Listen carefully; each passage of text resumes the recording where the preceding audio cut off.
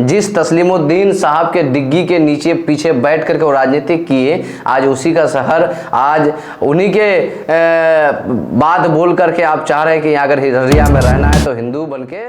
लेकिन आज वही देख लीजिए कि गांधी चौक में विवादित लोग आकर के विवादित तरीके से बयान देके जाते हैं। देखिए, सबसे पहले तो उसका रैली विफल हो गया, सफल रहा नहीं जी। 107 लोग रैली में थे और क्या कैसा रैली रहेगा। जेल में रह करके वो पूरा कनाडा से लेकर अमेरिका तक अपना गैंग फैला करके जो है लोगों को धमकियां दिया जा रहा है। इसके रोड न नाला फिर भी टैक्स, जिसका देश और उसी का प्रतिमा के लिए हम लोग को आंदोलन करना पड़ रहा है। उसके लिए हम लोग को एक दिन पहले ही शोकॉज कर दिए, 107 लगवा दिए हैं, वहाँ पे 144 लगा दिए। पहले जिस छत के नीचे वो कह रहा है, भाषण दे रहा है, वही मुस्लिम का छत रहा है, पहले उसको वहाँ छोड़ना चाहिए। नगर परिषद को एक चमकता धमकता नगर परिषद देखना, जो जेल के अंदर रहकर इस तरह से बड़ा बड़ा घटना, चाहे बाबा सिद्दीकी से हो या सलमान खान को धमकी दिया जा रहा हो।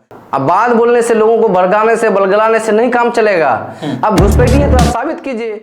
स्मार्ट मीटर देखिए, स्मार्ट मीटर नहीं, ये खून चूसने वाली मीटर है, जो अवामों की खून चूसते हैं, गरीब मजलूमों के खून चूसता है। बीजेपी का क्या काम है सर? मंदिर, मस्जिद, कब्रिस्तान, पाकिस्तान, इस 4 मुद्दा को हटा के बात करके देख ले। वो परिषद हम लोग का बिहार का नंबर 1 नगर परिषद कैसे बने, लेकिन आज हम लोग लड़ाई लड़ते हैं सर रोड नाला। बिहार में जहाँ भूखा रहे वो पप्पू यादव भूखा किसी को रहने नहीं देगा। कोरोना में 9 महीना घर से बाहर रहे, घर नहीं गए, मोबाइल से लोगों तक पहुंचाने का मैसेज पहुंचाने की कोशिश करता हूं कि देखिए हमारे नगर परिषद का हाल ये है। पूरी मीडिया को आप जेट सिक्योरिटी दे सकते हैं। आप अगर पेशेंट को सदर अस्पताल हम लोग को ले जाना पड़े तो हम लोग घंटों जाम का सामना करना पड़ता है। कोरोना के बार में गला भर पानी में लोगों को मदद, रचनिया को अगर जेट सिक्योरिटी दे सकते हैं, गुर्बत या तालीमी मैदान।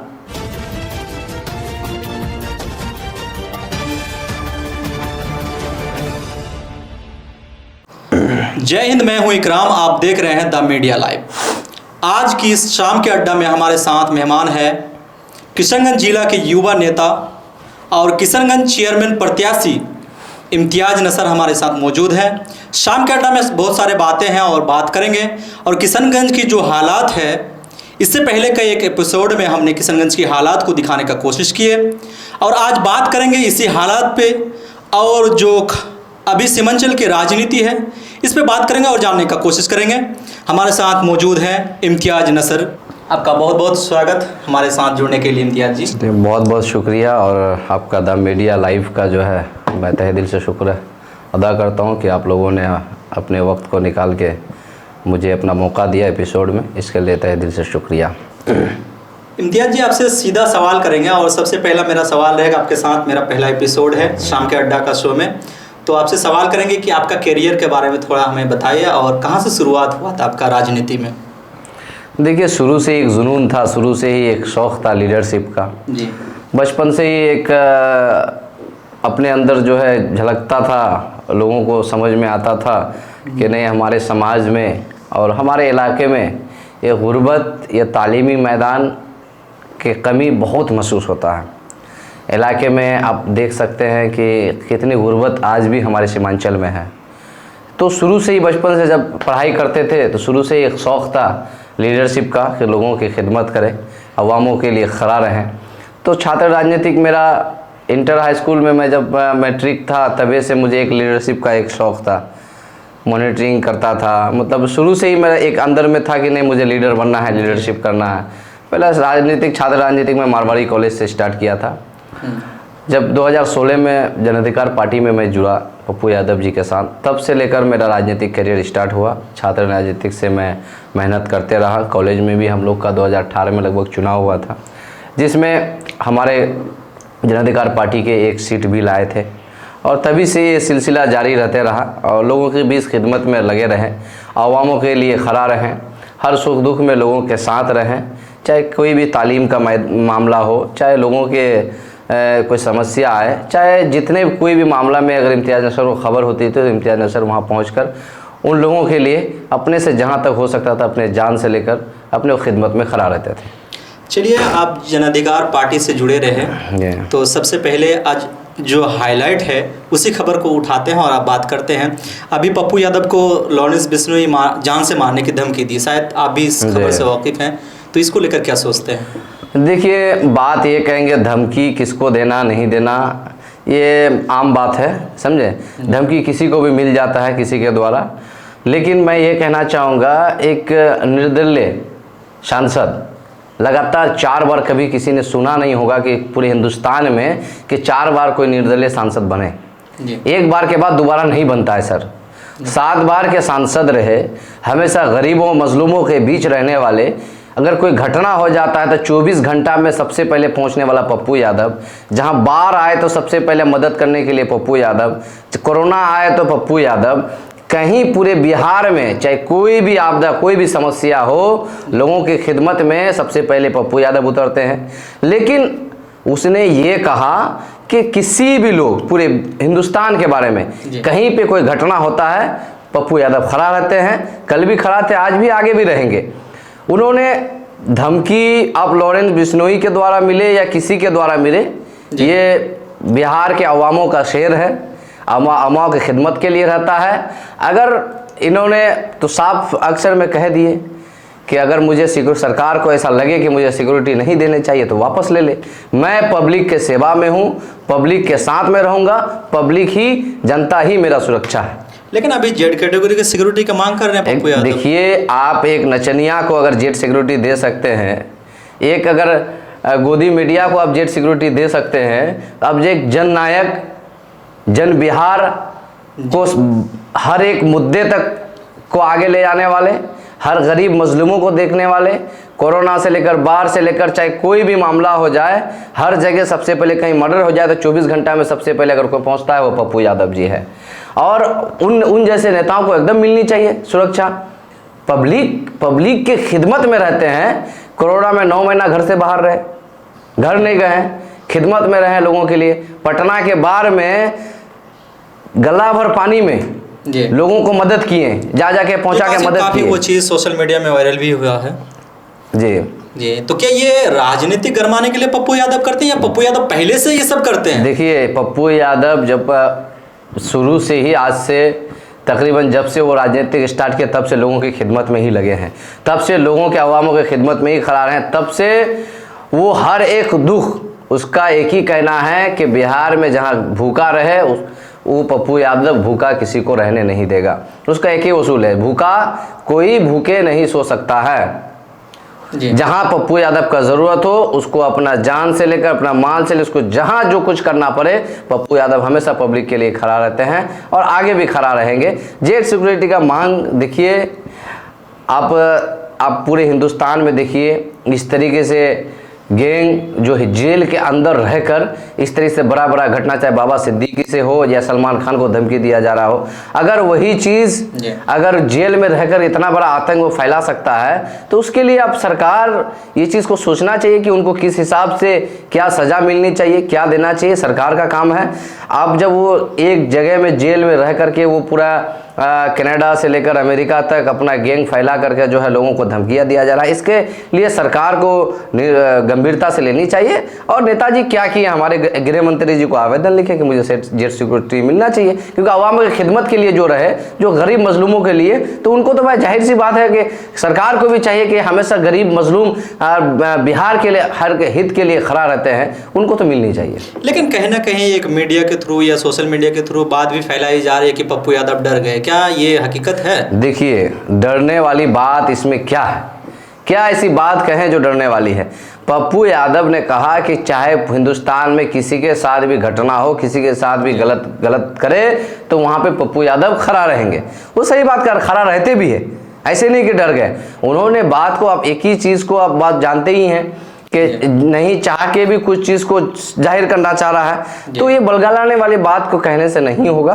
पप्पू यादव हमेशा जनसेवक रहे हैं, वो हर एक व्यक्ति के लिए खड़ा रहते हैं, चाहे हिंदू हो, चाहे मुस्लिम हो, चाहे सिख हो, चाहे ईसाई हो, हर एक मामले में हर लोगों के मदद कंधे से कंधे मिलाकर वो खड़ा रहते हैं। चलिए, ये तो बात हो गई। आप आते हैं किशनगंज के राजनीति के बारे में। कई बार आपको देखा हूँ कि आपने कई बार गांधी की स्मृति लगाने के लिए फिर कई एक मुद्दे को आपने किशनगंज के उठाए, क्या मुद्दा था उसके बारे में थोड़ा बताइए। देखिए, मेरा एक ही मकसद है, किशनगंज नगर परिषद को सुंदरता जी और यहाँ के नगर परिषद को एक चमकता धमकता नगर परिषद देखना।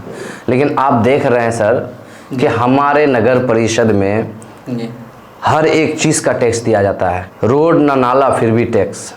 बिजली का व्यवस्था में आप देखते हैं कटौती, एक अगर थोड़ा सा बारिश हो जाए, 2 बूंद की बारिश में बिजली कटौती हो जाती है जी।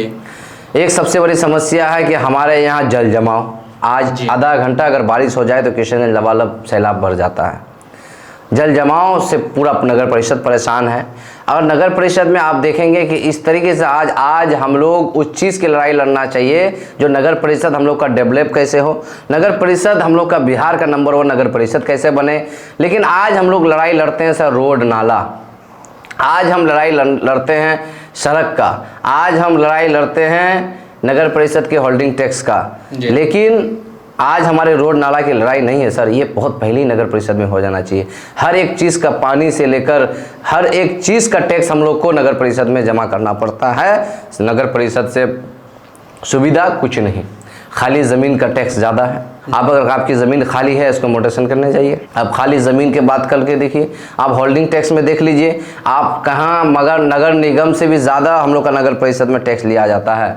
दरभंगा जैसे नगर निगम, आप बिहार में कई ऐसे नगर निगम देख लीजिए जिससे ज़्यादा हमारे किशनगंज में टैक्स लिया जाता है, लेकिन इस पे कभी बात नहीं करते हैं नगर परिषद चेयरमैन। तो इसके लिए आप जब विपक्ष में रहे और विपक्ष के सबसे बड़े नेता माना जाता है ये चेयरमैन का, तो आप क्या करते हैं इनके लिए? सर हम तो हमेशा, आप देख ही रहे हैं कि हम हमेशा लोगों के लिए खड़ा रहते हैं, नगर परिषद के लिए, चाहे कोई भी मामला हो। आज विपक्ष में आज हर एक मुद्दा को लेकर के हम बात करते हैं, हर एक रोड नाला के लिए बात करते हैं। आप देखेंगे जगह जगह पे मैं जाके खुद अपने मोबाइल से लोगों तक पहुंचाने का मैसेज पहुंचाने की कोशिश करता हूं कि देखिए हमारे नगर परिषद का हाल ये है, हमारे वार्ड में इस तरीके से हाल है, हमारे वार्ड में साफ़ सफाई की कमी है। आप नगर परिषद का हाल देखेंगे, साफ़ सफाई के नाम पर कुछ नहीं है, आज ट्रैफिक के नाम से कोई भी सुधार नहीं है। आज अगर पेशेंट को सदर अस्पताल हम लोग को ले जाना पड़े तो हम लोग घंटों जाम का सामना करना पड़ता है, लेकिन इसमें सुधार में कोई बात नहीं है। आज एक स्टैंड नहीं है मार्केट में, सामुदायिक एक शौचालय की ज़रूरत है मुसाफिरों के लिए, आमजनों के लिए। नगर परिषद किशनगंज में शहर में अगर कहीं गुजरा जाए तो उसको मुसाफिरों के लिए शौचालय का व्यवस्था नहीं है सर। जाम से एकदम लोग परेशान हैं, जाम से कोई बात करना नहीं चाह रहे हैं। लेकिन हम लोग तो लोगों का आवाज़ उठाते ही हैं, हमेशा लोगों के सामने बात रखते ही हैं कि आज हालात ऐसी है। आप देखेंगे आज अगर आप नहीं बदलेंगे तो कल होके आपके आने वाले जनरेशन भी इस तरीके से कोसा जाएंगे।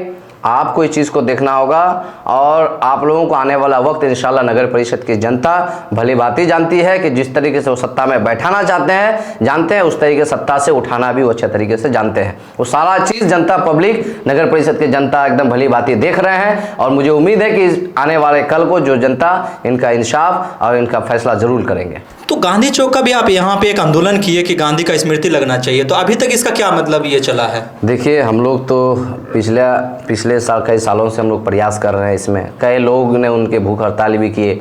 हम लोग नगर परिषद, हम गांधी चौक से नगर परिषद पद यात्रा भी किए हैं और हम लोग अभी पिछले 2 अक्टूबर को हम लोग का ये मकसद था कि गांधी चौक में गांधी जयंती हम लोग धूमधाम अमन चैन के साथ मनाएं। लेकिन कुछ पॉलिटिकल साजिश, कुछ इस तरीके से साजिश के तहत हम लोग को वहाँ जो है, आप बताइए कि हम लोग के टीम में जो सारे लोग गांधी जयंती के लिए गांधी चौक में गांधी जयंती मनाने वाले थे, उसके लिए हम लोग को एक दिन पहले ही शोकॉज कर दिए, 107 लगवा दिए हैं, वहाँ पे 144 लगा दिए। हम लोग को गांधी चौक में अमन चैन के जिस देश में, जिसका देश और उसी का प्रतिमा के लिए हम लोग को आंदोलन करना पड़ रहा है। महात्मा गांधी हमारे राष्ट्रपिता है, बल्कि हमारे मुल्क, हमारे हिंदुस्तान से अदर 84 देशों में लगभग गांधी जी की प्रतिमा लगे हुए हैं, लेकिन हमारे देश में गांधी जी का प्रतिमा के लिए हमारे राष्ट्रपिता, जिसने मुझे आज़ादी दी, जिसने मुझे बोलने की आज़ादी, जिसने मुझे आज आपसे रूबरू होने का मौका दिया, आज उनके प्रतिमा के लिए हम लोग को आंदोलन करना पड़ रहा है। तो बड़े अफसोस की बात है।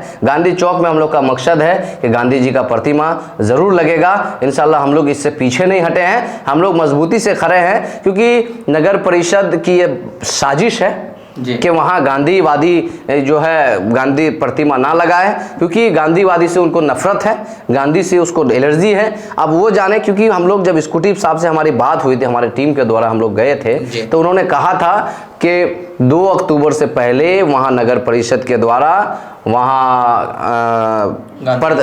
क्लॉक टावर ग्लोक टावर वहाँ लगा दिया जाएगा, काम शुरू कर दिया जाएगा।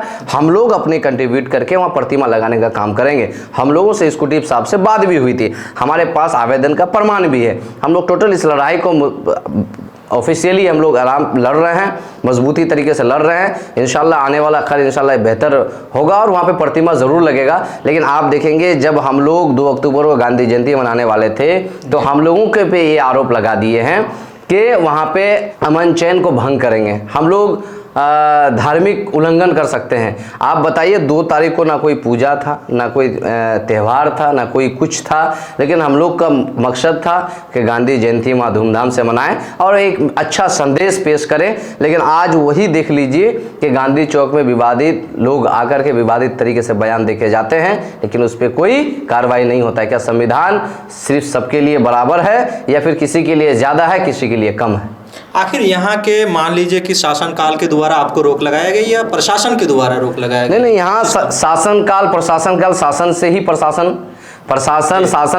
दोनों के द्वारा ही हम लोग को रोक लगाया, समझ लीजिए। अच्छा। आप बताइए कि प्रोग्राम करने से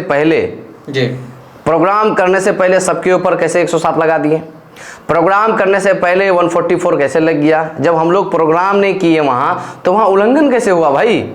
हम लोग प्रोग्राम करते, वहाँ का शांति को भंग करते या फिर और कोई बात होता तो मान सकते नहीं कि वहाँ कोई हम लोग के द्वारा कोई गलती हुआ है, वहाँ शांति को भंग किए हम लोग तो प्रोग्राम में हम लोग तैयारी था, सारे लोगों सारे समुदाय के लोग को बुलाए थे, सारे बुद्धिजीवी लोगों को बुलाए थे, सारे धर्म गुरुओं को बुला रहे थे कि वहाँ एक बार गांधी चौक में अमन चैन के साथ धूमधाम से गांधी जयंती मनाएंगे। और हम लोग वहाँ सिर्फ 2-3 घंटा का कार्यक्रम था, हम लोग अपना समाप्त करके अपने घर लौटते। लेकिन यहाँ इस हाल कर दिए कि रात के 2 बजे से लेकर प्रशासनों की जमाव रहा, वहाँ धारा 44 लगाना और टोटल सारा काम हम लोग को एक दिन पहले इम्तियाज नसर कुछ और भी मतलब वहाँ करने वाला था जो प्रशासन को ये चीज़ करनी पड़ी? नहीं, वो लोग का देखिए लोग सोचने वाला क्या सोच रहा है। हम लोग कभी जात पात किए हैं ना, हम लोग कभी आने वाला कल में कर भी करने वाले हैं। हमारे सब भाई हमारे साथ में हैं, उसमें हमारे दलित भाई थे, उसमें हमारे ब्राह्मण भी भाई थे, उसमें हमारे हर जात के कम्युनिटी के लोग थे।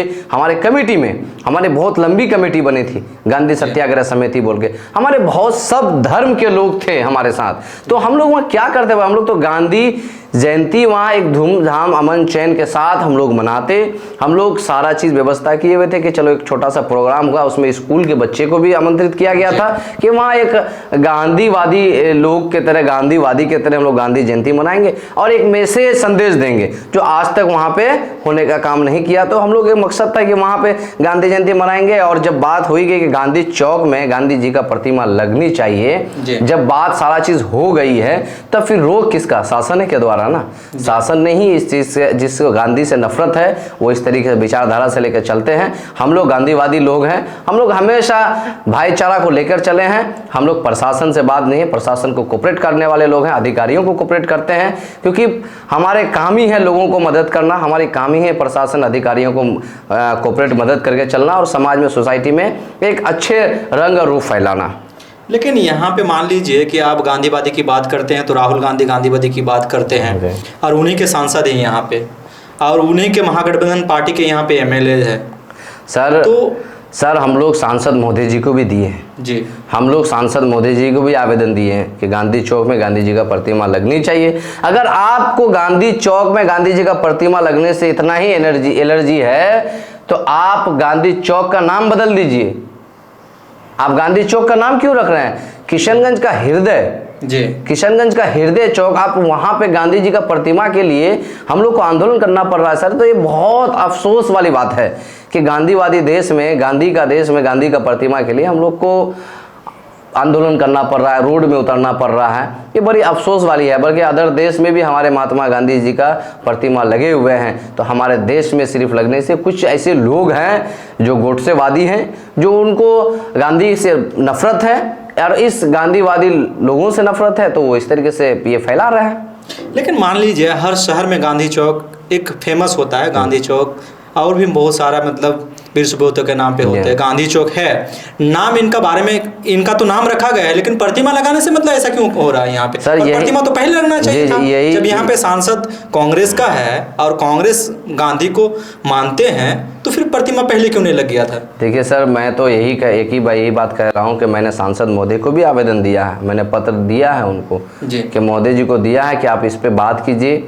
आपका काम है, आप चाहेंगे तो 24 घंटा के अंदर प्रतिमा लगा सकते हैं। और फिर नगर परिषद से बोर्ड से पास किया हुआ है, ये नहीं कि उसको और कुछ करना है, कोई विवाद है उस जगह में, कोई विवाद कुछ नहीं है। आपको गांधी हम लोग तो नहीं सुनते हैं पूर्वजों से कि गांधी चौक में गांधी जी की प्रतिमा था। था जी, गांधी जी का प्रतिमा था, तो उस डिटेल्स मालूम नहीं है कि कब था, लेकिन गांधी चौक में गांधी जी का प्रतिमा था। जब गांधी चौक का नाम रखा गया था, जब गांधी जी का प्रतिमा वहाँ पे था। लेकिन अब कब हटा, कैसे हटा, ये इसका नॉलेज नहीं है, इस बात पे हम बात नहीं करेंगे। लेकिन हम यही कहना चाहेंगे, गांधी चौक में गांधी जी का प्रतिमा लगे या गांधी चौक का नाम हटाने का कोशिश करें। जिस चौक का नाम गांधी से हो, जिस चौक किशनगंज का हृदय हो, और उस चौक में गांधी जी का प्रतिमा ना हो, तो बड़ी अफसोस वाली बात होती है। चलिए, और हम बात करना चाहेंगे अभी सीमांचल के मुद्दे से लेकर। अभी केंद्रीय मंत्री गिरिराज सिंह अभी रैली निकाले थे, और उस रैली में आप भी सुने होंगे कि बहुत सारे बात हुई है, तो इसको लेकर क्या देखिए, सबसे पहले तो उसका रैली विफल हो गया, सफल रहा नहीं जी। 107 लोग रैली में थे, और क्या कैसा रैली रहेगा। यहाँ के जनता बहुत जुड़े थे। यहाँ ये किशनगंज की बात मैं कह रहा हूँ सर, आपको जनता यहाँ के पब्लिक दिखा दी है उसको कि यहाँ अमन चैन को बिगाड़ने का जो कोशिश करेगा, पब्लिक उनको यहाँ खदेड़ने का काम कर देगा।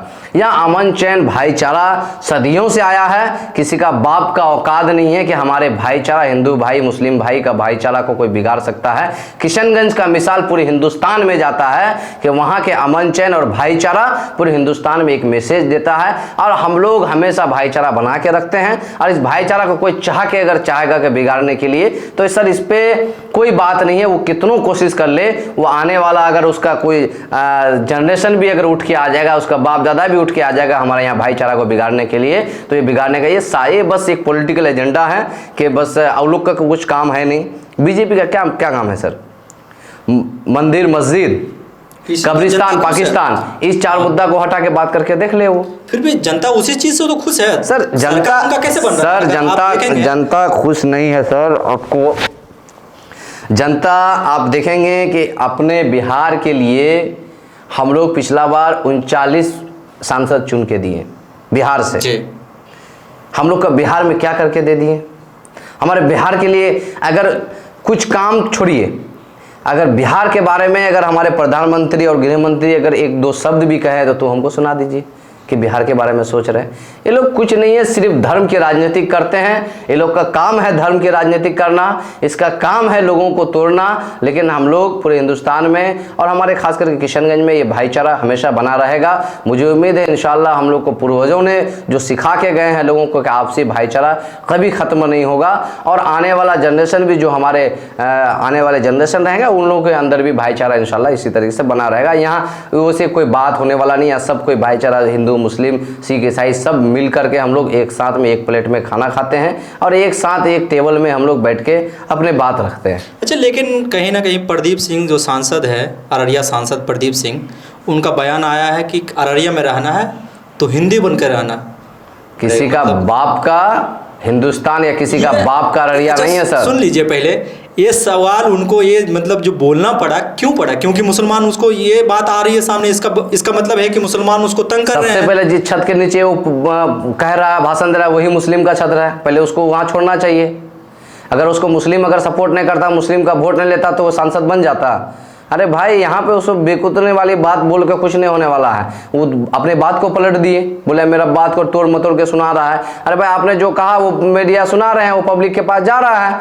लेकिन इस तरीके से बयानबाजी कतई बर्दाश्त सीमांचल की जनता नहीं करेंगे। आने वाला वक्त उसको पता चल जाएगा कि हमारे अमन चैन को बिगाड़ने का कोशिश जो करेगा वो यहाँ से रवाना होने का कोशिश करेगा पब्लिक यहाँ का, और कुछ सुनने वाला नहीं। इस तरीके से बयानबाजी जो कर रहे हैं उससे कुछ नहीं होने वाला है सर। जिस तस्लीमुद्दीन साहब के डिग्गी के नीचे पीछे बैठ करके वो राजनीति किए, आज उसी का शहर, आज उन्हीं के बात बोल करके आप चाह रहे हैं कि अगर अररिया में रहना है तो हिंदू बन के रहना होगा, तो उसको पहले अपने बातों को पहले सोच लेना चाहिए कि तुम कहाँ हो और किसके वजह से जीत रहे हो और किस छत के नीचे बोल रहे हो, तुमको पहले वो भी सोच लेना चाहिए कि जिस छत के नीचे तुम बात कर रहे हो वो भी मुस्लिम का छत है। अच्छा इम्तियाज़ जी, और एक बात वहाँ पे जो रैली में बोले हैं कि घुसपैठ का नाम लेकर, क्या आप किशनगंज के वसिंदे हैं और किशनगंज में रह रहे हैं, आपका पैदाइश भी किशनगंज ही है जी। तो क्या सीमांचल में किशनगंज में घुसपैठ है और किस कम्युनिटी को टारगेट करके ये बात बोला जाता है? अरे भाई अगर घुसपैठी है तो आप निकाले ना, अब बात बोलने से, लोगों को भड़काने से, बलगलाने से नहीं काम चलेगा। अब घुसपैठी है तो आप साबित कीजिए, हमारे 7 पुश्तों तक हमारे इस मिट्टी में पैदा हुए हैं, आप साबित कीजिए कि अगर घुसपैठी है तो आप जांच कीजिए ना भाई। अब बताइए कि कहाँ से घुसपैठी है, कौन कहाँ के हैं, किस बासिंदे से हैं, कौन कितना दिन से किस जगह पे है, अब उसको साबित कीजिए। खाली बोल लेने से, लोगों को बलगलाने से काम नहीं ना चलेगा। उसका काम ही है सर इसको उसको बांटना, सिर्फ बांटने का कोई राजनीतिक करता है, बांटने के अलावा विकास के नाम पे कभी वोट नहीं ले सकता है। जाति पात के नाम पे ही सिर्फ ये चुनाव लड़ता है। बीजेपी का सिर्फ मंशा वही है, लोगों को बांटना, लोगों के साथ भेदभाव करना, लोगों का अमन चैन बिगाड़ना। बहुत जल्द ये विचारधारा उन लोगों के साथ नहीं चलने वाला है। इस बार तो दिखा दिए ना, हिंदुस्तान में 240 के अंदर सिमट गए सर। अभी तो सरकार उन्हीं का है सर। आप बैसाखी का सहारा लेना पड़ा ना, आप देखेंगे कहाँ थे और कहाँ आ गए। आने वाला दिन वो भी जनता दिखा देंगे, देख लीजिएगा। लोकसभा के बाद फिर हरियाणा में चुनाव हुआ, फिर वो वही जीते हैं। सर ठीक है, हम समझ रहे हैं, बहुत जल्द जनता पब्लिक दिखा देंगे। लोग तो चुन रहे हैं ना, लोग तो सच्चाई सामने आता है ना कि क्या है क्या नहीं। सच्चाई तो सामने आ जाता है और बहुत जल्द पता चल जाएगा। आप देख लीजिए, आने वाले चुनाव समझ में आ जाएगा। अभी झारखंड के चुनाव है, देख लीजिएगा क्या नतीजा आ रहा है वहाँ का।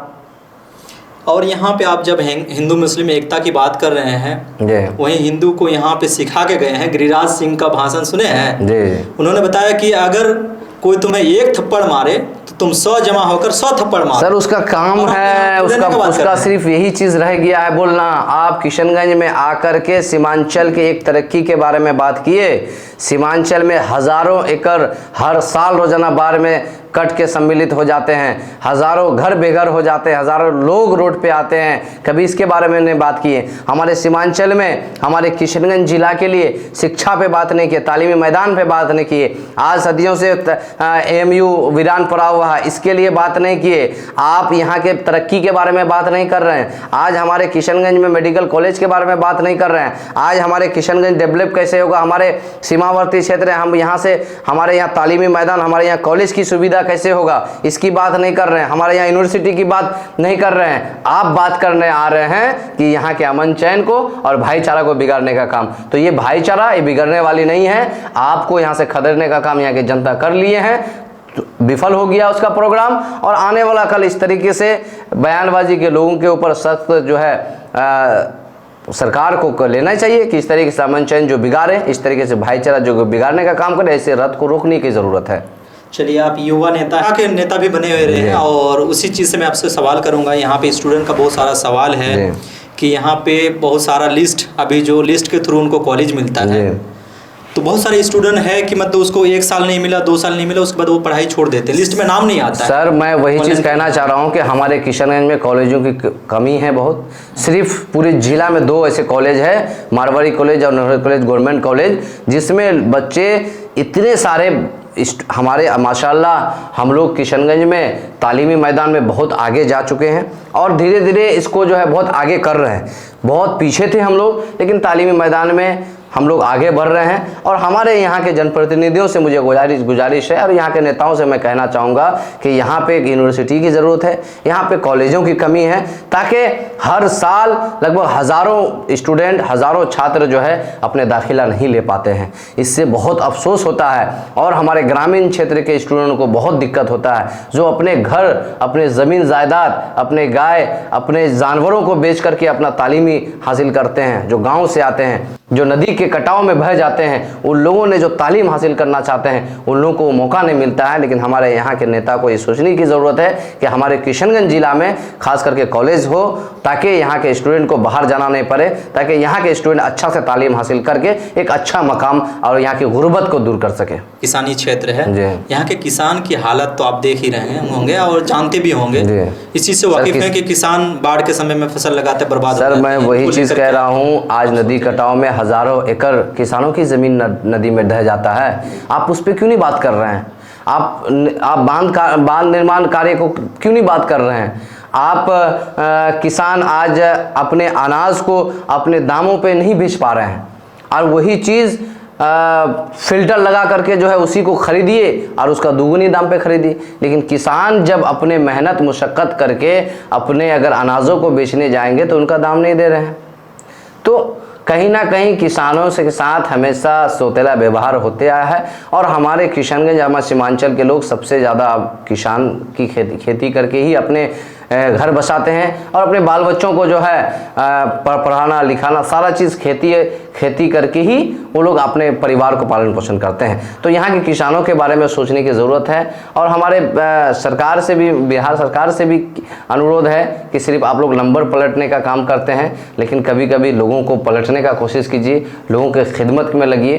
कभी या फिर गठबंधन की सरकार आए या जदयू की सरकार आए या एनडीए की सरकार आए, लेकिन सिर्फ नंबर पलटता है सर, बाकी हाँ, लेकिन बस व्यवस्था वैसे का वैसे ही रह जाता है। तो मुझे उम्मीद है कि आने वाला दिन बेहतर विकल्प बने, और बेहतर काम के साथ लोगों को उम्मीद है कि इंशाल्लाह आने वाला जो चुनाव है इसमें बेहतर लीडर चुना जाए, ताकि बिहार के हित के लिए कम से कम बात करें। हमारे बिहारी मजदूरों को बाहर में मारा जा रहा है, पीटा जा रहा है, हमारे बिहारी मजदूरों के साथ अत्याचार हो रहा है, हमारे किशनगंज के लोग जाके पंजाब में खट रहे हैं, हमारे किशनगंज के लोग जाकर के बाहर में खट रहे हैं। तो कम से कम एक प्लान हमारे सीमांचल में खास करके होनी चाहिए, ताकि वहाँ से लोगों को रोज़गार लगे, ताकि लोगों को यहाँ फैक्ट्री की ज़रूरत है, ताकि लोग हमारे इलाके के लोग हमारे ही इलाके में काम करके अपने परिवार का पालन पोषण करें। इस इलाके के लोगों को बाहर जाने का ज़रूरत पड़ रहा है, ये सबसे बड़ी अफसोस बात है। अगर एक अपने बेटा को बाहर भेजते हैं, कहीं अपने घर में एक दुर्घटना हो जाता है, अपने बेटा अपनी माँ को नहीं देख पाता है, तो बहुत अफसोस होता है। इसलिए हमारे सीमांचल में बहुत इंडस्ट्रियों की ज़रूरत है, फैक्ट्रियों की ज़रूरत है। हमारे सीमांचल में बहुत सारी ऐसी चीज़ है जिस पे लोग बात नहीं कर रहे हैं। आप देखिए हमारे राजेश रंजन और पप्पू यादव जी पूर्णिया से अपने एयरपोर्ट का निर्माण जो इससे पहले तो चालू नहीं हुआ था, आज देखिए काम चालू है, बहुत जल्द जो है एयरपोर्ट बनके तैयार हो जाएंगे। उनका मांग है पूर्णिया को बिहार का नंबर 1 बनाना, और इंशाल्लाह मुझे उम्मीद है कि उस जैसे राजनेता, उस जैसे नेता इस बिहार को ज़रूर बदलने का काम करेंगे। और हमारे सीमांचल की लड़ाई हमेशा लड़ रहे हैं, और हमारे सीमांचल को स्पेशल पैकेज भी मिलना चाहिए, और इसके लिए भी लड़ाई लड़ रहे हैं। इंशाल्लाह मुझे उम्मीद है कि इस तरीके से हमारे नेता जिस तरीके से काम कर रहे हैं, जिस तरह से लोगों की खिदमत कर रहे हैं, मुझे उम्मीद है कि हमारे सीमांचल का तकदीर और तस्वीर बदलने का काम ज़रूर करेंगे। लेकिन यही एयरपोर्ट की बात की, पूर्णिया एयरपोर्ट की, लेकिन वहीं बगल में एक जूट मिल है। जूट मिल मतलब कहीं ना कहीं किसान को बहुत ज़्यादा फायदे देता था, और उससे रोज़गार भी मिलता था किसान को। जूट की खेती देखते जा रहे हैं कि बंद कर दिए हैं लगभग किसान, क्योंकि वो जूट अभी बिक नहीं रहा है, सही कीमत उनको नहीं मिल पा रही। देखिए उसमें तो बात कर ही रहे हैं हमारे नेताजी, पूर्णिया को डेवलप करने का बात कर ही रहे हैं और कर भी रहे हैं। अब एयरपोर्ट का बात रहा, अगर एक एयरपोर्ट बनता है तो कम से कम हज़ारों मजदूर जो है, हज़ारों लोग जो बाहर खटते हैं, कम से कम हमारे इलाके में एक उनका रोज़गार लग जाएगा। कम से कम उससे बहुत लोगों को मदद भी होगा, और अपने सीमांचल की ही के लोग वहाँ पे अपना घर पालन कर सकते हैं वहाँ के रोज़गार से। तो इसलिए अब हम लोग को सुविधा लगेगा कि यहाँ से हम लोग को जाना पड़ता है बागडोगरा, यहाँ से हम लोग को जाना पड़ता है और कहीं, तो हमारे अगर किशनगंज सीमांचल में हो जाता है, हमारे पूर्णिया में हो जाता है, तो हम लोग को ये सुविधा होगा कि हम लोग 50 रुपया भाड़ा देकर भी आराम से पूर्णिया जा कर के हम लोग अपना सफ़र कर सकते हैं। लेकिन यहाँ जैसे सिलीगुड़ी जाएंगे तो हम लोग को आप देख ही रहे हैं, तो हम लोग को सीमांचल में इन सारी चीज़ों की ज़रूरत है, जो कि यहाँ के सरकार को ज़रूर सोचना चाहिए यहाँ के बारे में। अच्छा, और एक मुद्दा चल रहा है अभी हाल ही में स्मार्ट मीटर को लेकर, तो स्मार्ट मीटर को लेकर आप क्या सर होना चाहिए? सर 2021 में सबसे पहले हम स्मार्ट मीटर को लेकर विरोध किया था, जिस पे केस भी हुआ था। मैंने नगर परिषद के अवामों को लेकर के घेराबंदी किया था बिजली विभाग में, तभी से मैं इस लड़ाई को हमेशा लड़ रहा हूँ। स्मार्ट मीटर देखिए, स्मार्ट मीटर नहीं, ये खून चूसने वाली मीटर है, जो अवामों की खून चूसते हैं, गरीब मजलूमों के खून चूसता है, समझे। इस मीटर के हम एकदम सख्त विरोध हैं, और सरकार जो है इस कानून को वापस ले, और इन गरीबों के साथ जो इस तरीके से हमेशा अत्याचार होता है, इन चीज़ों को बंद किया जाए। स्मार्ट मीटर तो बिल्कुल बंद होनी चाहिए, पूरे बिहार में बंद होनी चाहिए, और ताकि लोगों को जो पुराने दिन है, जो पुराने मीटर है, उसी को लौटा दीजिए, उसी में पब्लिक खुश है। जब अच्छे दिन नहीं ला पा रहे हैं तो पुराने दिन लौटा दीजिए। और एक बात कहीं ना कहीं तथ्य दे रहा है सरकार की, स्मार्ट मीटर को बंद करेंगे तो उसका जो बिजली बिल निकालने के लिए आते हैं उसका एक्स्ट्रा खर्चा होता है, और कहीं ना कहीं ये सही है। तो फिर मतलब ये सर स्मार्ट मीटर, आप स्मार्ट मीटर लगा रहे हैं तो आप सिस्टम के साथ लगाइए ना। आप स्मार्ट मीटर लगा रहे हैं, हम आप भी रिचार्ज, मेरा अगर हम 500 रुपया रिचार्ज करते हैं तो मेरा 2 दिन के अंदर ख़त्म हो जाता है। इससे पहले अगर आप 500 रुपया करते थे तो मेरा महीना दिन चलता था, और ऊपर से -100-200 रुपया माइनस हो जाता है, लाइट कट जाता है। तो ये कहीं ना कहीं बहुत दिक्कत वाली बात है। अगर लोग इमरजेंसी में अगर किसी के पास 2 दिन में अगर 500 रुपया नहीं हो तो उसे अंधेरे में सोना पड़ता है और अंधेरे में रहना पड़ता है, इसीलिए कि उनके पास पहले ऐसा सिस्टम नहीं था। महीने में एक बार बिजली बिल आते थे, आराम से जाके जमा करते थे और पूरे महीने अच्छे से चलते थे, इतना बिल भी नहीं। अच्छा, पहले से अभी बिल का कटौती आप देख रहे हैं, बिल का बढ़ोतरी कितना हो चुका है। तो इससे ये सही नहीं है और स्मार्ट मीटर का सख्त विरोध हम कर रहे हैं, और करना भी चाहिए, और इस चीज़ को सख्त बंद होनी चाहिए।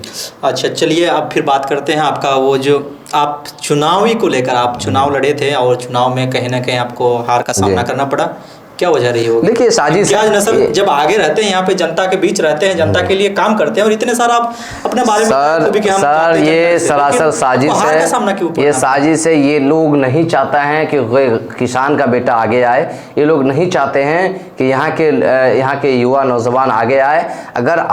अगर यहाँ के नौजवान जाहिल रहेंगे तब ना भेड़ बकरी की तरह चराते रहेंगे लोग। तो ये लोग बड़े बड़े पॉलिटिशियन जो चाह रहे हैं कि यहाँ के अवामों के लिए, यहाँ के किसान के बेटा के लिए, यहाँ के गरीब मजलूम लोगों के बीच से कोई अगर चिराग बाहर उठ के आए तो चिराग को बुझाने का काम ये लोग करते हैं। तो ये कतई बर्दाश्त पब्लिक नहीं करेंगे। पब्लिक भली भांति जानते हैं कि किसको मेरा लीडरशिप बनाना है और किसे मेरा रहनुमा बनाना है, किसे मेरा रहबर बनाना है, रहबर चुनना है। वो लोग पब्लिक भले बातें जानते हैं और वो लोग चुनते हैं। और मैं खुश हूँ कि मुझे अपार लोग वोट दिए। मैं सारे नगर परिषद के जनता से शुक्रिया अदा करता हूँ कि आप लोगों ने एक बेटा को, एक भाई को चुना है, और ये भाई आज हमारे साथ गद्दारी, आज हमारे साथ जो भी चीज़ हुआ आज खुले सबके सामने है।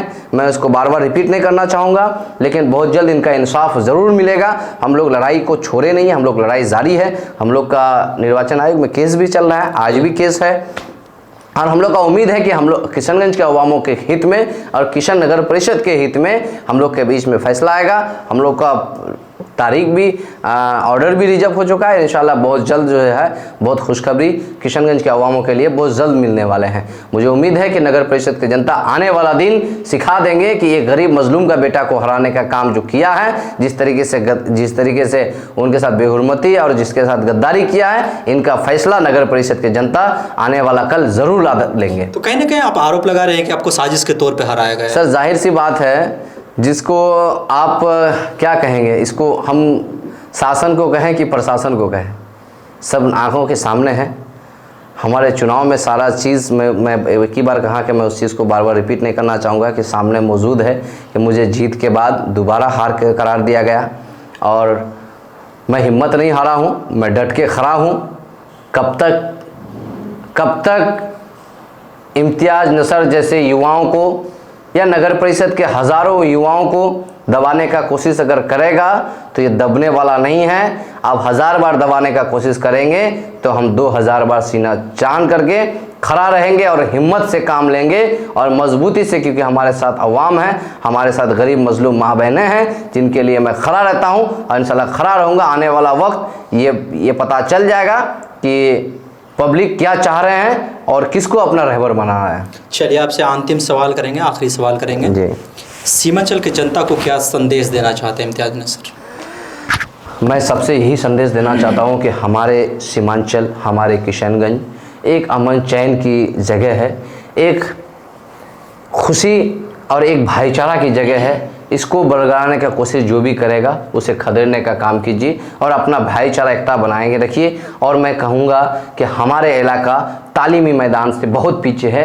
इस तालीमी मैदान पे अपने गार्जियनों को, हमारे गार्जियनों की ज़रूरत है कि अपने बच्चों को बेहतर तालीम हासिल करने का कोशिश किया जाए। आप उनको बेहतर से बेहतर स्कूलों में, मदरसों में पढ़ाने का कोशिश करें और हमारे बच्चों को बेहतर मकाम देने का हमारे गार्जियन कोशिश करें, ताकि हमारे इलाके गुर्बती तब दूर होंगे जब हमारे बच्चे अपने इलाके से अच्छे तालीम हासिल करके आगे बढ़ेंगे, तो हमारे भी इलाके का नाम रोशन होगा और आपके भी नाम रोशन होगा। तो ये थे हमारे साथ इम्तियाज़ नसर, जिन्हें आप सुन रहे थे काफ़ी समय से, और वक्त अब इजाज़त नहीं देता है, उन्हें भी कहीं जाना है, तो अब तक के लिए यहीं तक। बहुत बहुत आप शुक्रिया। देखते रहे द मीडिया लाइव। जय हिंद।